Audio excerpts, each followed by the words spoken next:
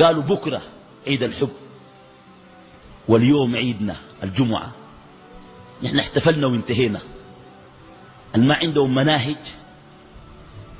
والمتخبطين والذين دخلوا جحر الضب مع اليهود والنصارى خلوا يحتفلوا بعيد الحب بتاعهم بوردة حمراء ولا طرحة حمراء ولا شراب أحمر ولا بطيخ حمراء، إن شاء الله عين حمراء.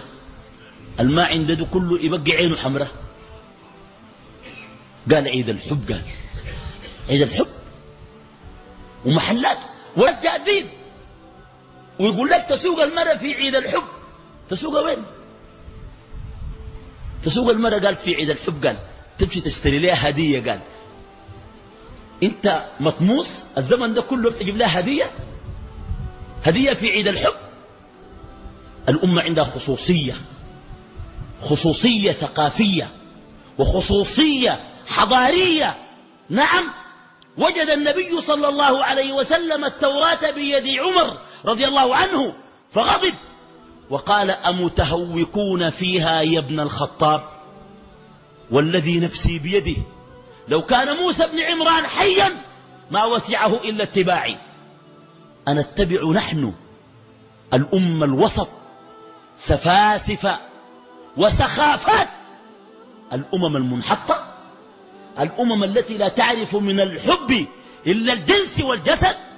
الحب في العصر الحديث رواية ممسوخة عرضت على الأطباق. المسلسل التركي قال ملك الحب، قال الحب كمان بقى عنده ملك. يا سلام، ونحن الملوك الثانيين مكرهيننا، الحب ذاته بقى فيه ملك ولا كيف؟ ملك الحب. قال حب العمر، قال يجيبوا لك مصورين مع البت العريانة ويجيبوا لك مصورين والبيعلق ده مسلمين وبيصلوا صلاة الجمعة. تخيل. وفي محلات بقت الصور كثيرة اكتب لك فلان وفلانة. حب العمر، حب الجسد أم حب؟ قل إن كان آباؤكم وأبناؤكم وإخوانكم وأزواجكم وعشيرتكم وأموال اقترفتموها وتجارة تخشون كسادها ومساكن ترضونها أحب إليكم من الله ورسوله وجهاد في سبيله فتربصوا حتى يأتي الله بأمره والله لا يهدي القوم الفاسقين.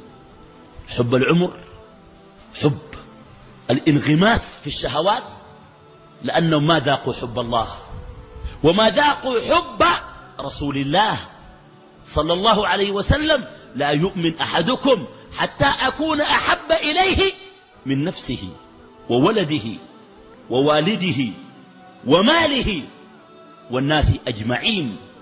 هل يفعل هذا من ذاق طعم حب الله وطعم حب رسوله صلى الله عليه وسلم وعاش بهذا الحب سعيدا؟ قال لك يوم عيد الحب الشباب يطلعوا في الشوارع لابسين أحمر.